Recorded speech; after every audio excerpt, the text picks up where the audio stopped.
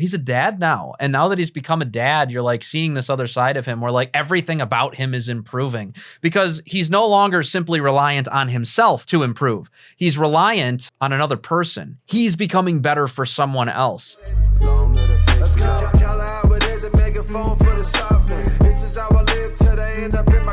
All right, guys, welcome back to Red Top Report. I'm your host, Joe Enders, and today we're going to be reacting to some news about Post Malone. Why don't you love me? And I'm not really the biggest Post Malone fan, Ronan, but there's actually an intro to one of his songs that I really like. It's the intro that he did when he had Ozzy Osbourne on it. I forget what it's called, but I think it's Take What You Want From Me is what it's called.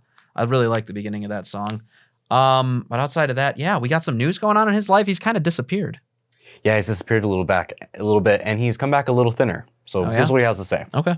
So this is from Instagram, it looks like, right? That's correct. Yeah, okay. So Post Malone, and this is from April 28th. So this is only a few days ago. Antwerp, Belgium. Hello, everybody. I hope you're having a great night. I wanted to say that I am not doing drugs. Well, congratulations. I've had a lot of people ask me about my weight loss, and I'd suppose performance on stage. I'm having a lot of fun performing and have never felt healthier. I guess dad life kicked in, and I decided to kick soda and start eating better so I can be around for a long time for this little angel. Next up is Smokes and Brews. So he's going to be giving up smoking and alcohol as well. But I like to consider myself a patient man, LOL. I've spent a bit in the studio lately working on new music, and I'm so excited to share it with you. Thank you for your patience and support, y'all. You make my heart beat. I just wanted to say hi, and hopefully I'll be posting more on here. My brain is in a super dope place, and I'm the happiest I've been in a long time. If you're having a hard time or need some love, I can say that you're loved more than you know, and keep effing crushing it. Good night, nerds. Spread love and rock on. Well, I mean, that's kind of a bit of good news, isn't it? So, like this is like a really good thing. This is actually reminds me of something that my father told me about, what it was like for him becoming a dad, because, he was a wild teenager and stuff like that. But he turned his life around the second that he found out that he was going to be a father. This is why we're so pro-family here at Red Top. This is why we're so pro-family here at Red Top, guys. It changes the person. I've heard that there's studies that it actually changes the chemistry of the brain when a man becomes a father. The father also becomes more caring. He becomes more loving. And this is why we're hammering family. This is why we're hammering family. To see that Post Malone, I mean, he always seemed to me, he's got like the face tattoos, he's the parody of like your Zoomer celebrity, a musician that has like the face tats and does the auto tune on his voice and all that sort of weird stuff.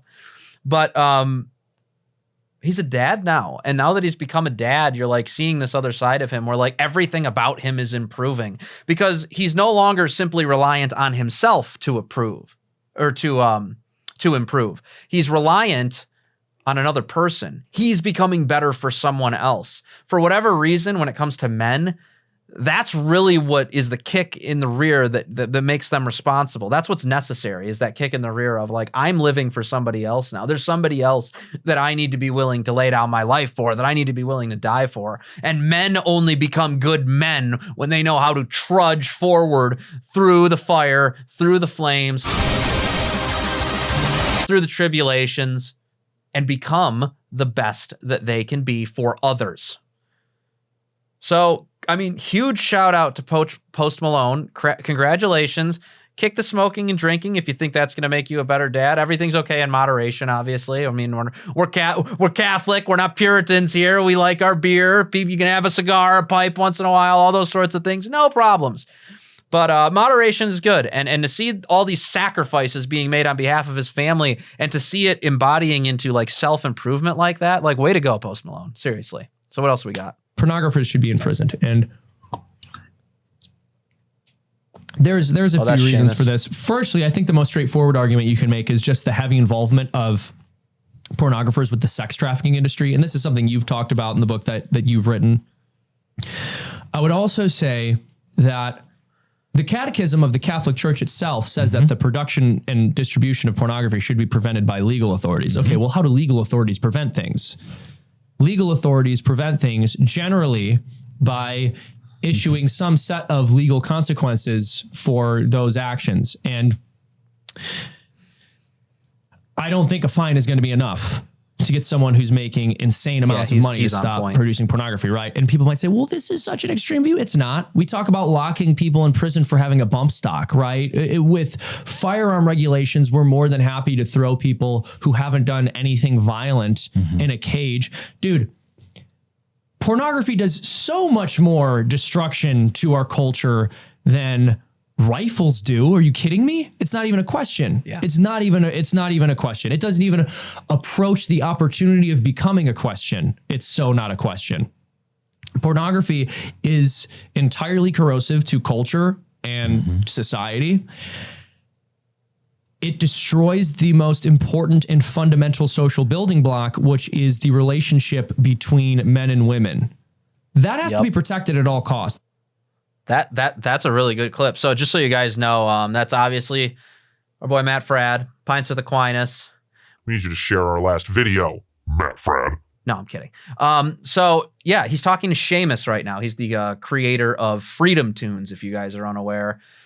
Started out as more of a libertarian thing, but actually hearing Seamus is a Catholic, and as far as I know, he's like a faithful Catholic, like a practicing Catholic.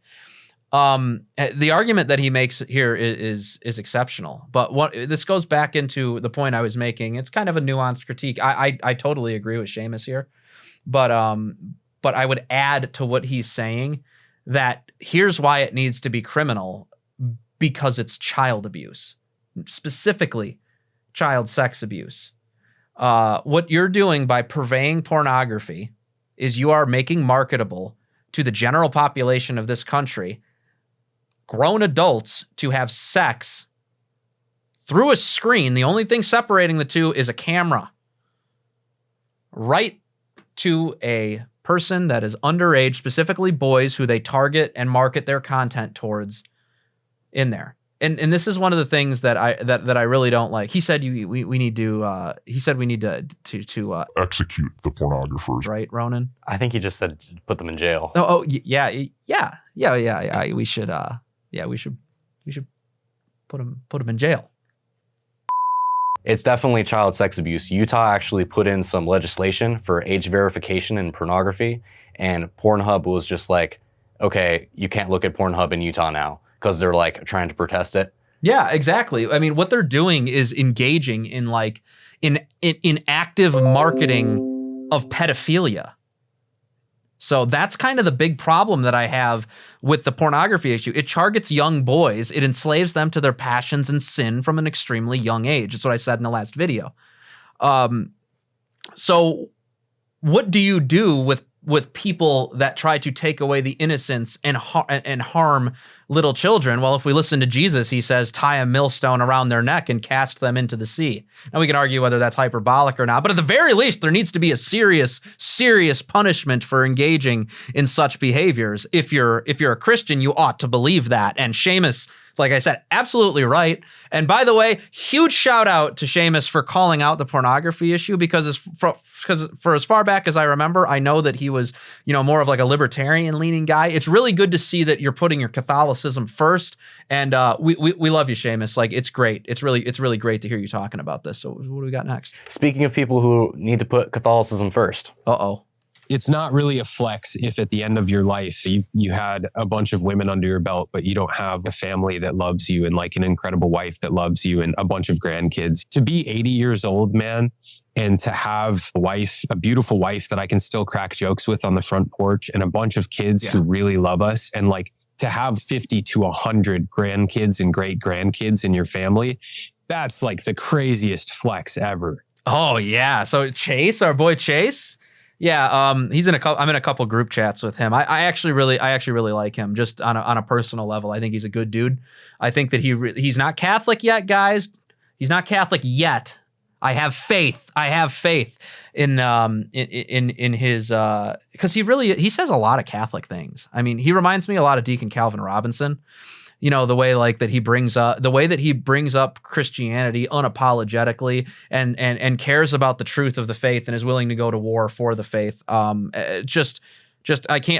been praising him for a while, ever since we did that episode about his appearance on the Whatever podcast. He went on there again, guys, did a great job again, was preaching the word, doing his job, bearing witness, everything that he should be doing up there. And this point that he made in this one, this is really good. What is more masculine than laying down your life for something greater than yourself and sacrificing and trudging through the trials, all for other things? This just ties perfectly back into what we were talking about with Post Malone. It changes you. It makes you better. It makes you happier. Suffering well is good for you. It's good for you as a man. You need to be stepping up and doing duties and assigning yourself duties. And a family is the most natural way to do that. It's how you become a natural leader. It's how you develop the skills to go into the world and take it on effectively. Fathers rule the world. That's the message here. If you want to grow in power, if you want to grow economically, even all of these things, think about it. When you have a kid, you now have to think about them and everything that they need. And you're going to work harder to give them everything that they need for your whole life. And because of that, you're going to get more out of everything that you do. You're no longer just living for yourself. You're living with people relying on you. And when you're relied upon, you do more and you do better. This is just simple human nature, guys. This is how humanity has always worked. And all these people out here, these disgusting globalist Klaus Schwab, George Soros, Rothschild types trying to ruin the world by destroying the families. I've said it before, I'll say it again. You can't stop us from having families. You can't stop us from getting married. You've tried to turn man against woman, and you've failed in that department. You're going to continue to fail. We're going to have families. They're going to be big. You're not going to make us, you're not going to make us abort our kids. You're not going to make our kids gay. You're not going to make them transgender. You're not going to make them any of these things, because we're going to raise them right. We're going to be fathers that are responsible. And eventually we're going to have more kids than your people can create. And we're going to outnumber you. And then this country is going to start turning around. I don't care if it takes 200 years, 2 centuries. If it takes 2 centuries and my great-great-great-grandkids are the ones to save America, ha! That's all I got to say. That's all I got to say. We're going to win. Christ triumphs. That's the message of the gospel. Be fruitful and multiply. That's the message of Scripture. We're going to do that. And Chase is absolutely right. What's it going to be like, all you single people who think that you can't go out and get married? What's it going to be like for you? Huh? You're going to be laying on your deathbed with no one there but the nurse who doesn't know you and doesn't care about you? That's your deathbed? You're not going to be surrounded by people you love? You're not going to be surrounded by somebody holding your hand and praying a rosary over you while you're taking your last breath? You're not going to have anybody praying for you that you can navigate your way to heaven and after you die? If you have to go to purgatory? If you have to atone for your sins? Boy, what a miserable way to go. I really hope you guys do become fathers and become good fathers that kids want to stand with on their deathbed, and a wife who wants to stand with you at your deathbed. Because that is going to be the most peaceful death that you can ever ask for. And it'll provoke final perseverance, I would hope. I mean, it's obviously only something you can hope for. Final perseverance to overcome all the demons trying to drag you to hell in your final moments. Big thumbs up to Chase. Always love having Chase. We got to get him on here. I'll talk to him about that. We should get him on. Anyways, do we got more? We got one last one. One last one. Let's check it out. Alpha males, when they die at 29 of AIDS with a body count of 59,427, but I was based. Okay, so I think this is a really good time to break down what based means to maybe some of the cringe lords and boomers that don't know what that exactly means. So something based is just saying something because you don't care what people think about it. It's not a good thing. It's not a bad thing. There's no moral value attached to something being based. Being based and red-pilled, on the other hand, It attaches a truth value to something. If you're red-pilled on something, you have learned the truth of the matter. So if you are based and red-pilled, you don't care what anybody says, and you're going to say the truth because you're red-pilled and you know it. You're based, you're red-pilled. That's the problem that this meme is outlining right now.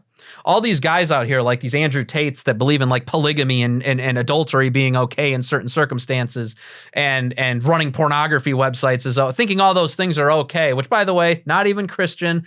They're Muslims. Yeah, not good. What we need to think about this is they're saying based things. They're saying many based things. They don't care what people think. They'll be willing to go to jail for everything that they say. But what they're saying isn't red-pilled. A lot of it is wrong. So why do you follow these types of people that aren't giving you the full truth? Lots of partial truths. Andrew Tate has said I would say 85% of what he says I have agreed with. But that 15% is extremely serious and it's egregious and it will create a disordered and sinful and abusive world that we do not want to live in. You got to look at the people that are out here telling you the full truth. And I'm not going to tell you who those people are, but you will know them by their fruits, as scripture says. And on that note, I don't really think I have anything else to say about that meme. I mean, if you have a giant body count, if you think, big pimping is the way to get to heaven, you're going to be in for a sweet surprise, a sweet and fiery surprise as you're cast into the pits of hell to be tortured by Satan and his legions for the rest of your life. And on that, I don't know, I would say just a moment, maybe. It's not really dark. It's kind of just. It's just and technically merciful. And just and merciful, yeah, at the same time. That moment, we're going to wrap up the show, guys. So be sure to follow us on Instagram. Be sure to follow us on Twitter. And subscribe to the channel. Subscribe. And hit that notifications bell. Because if you hit the notifications bell, we can tell you when we're dropping new content. You're going to know every single time. You won't miss an episode. It's so easy. And it'll make your life easier. But you know what won't make your life easier, but will bring you nothing but fulfillment? You giving us your money. And if you want to give us your money, you can go to buymeacoffee.com and give us a single donation for as much money as you want to give us. Or you could do a monthly subscription for $5 a month to keep this show going. And with that said, guys, we're going to wrap it up at that. You have a good one and God bless.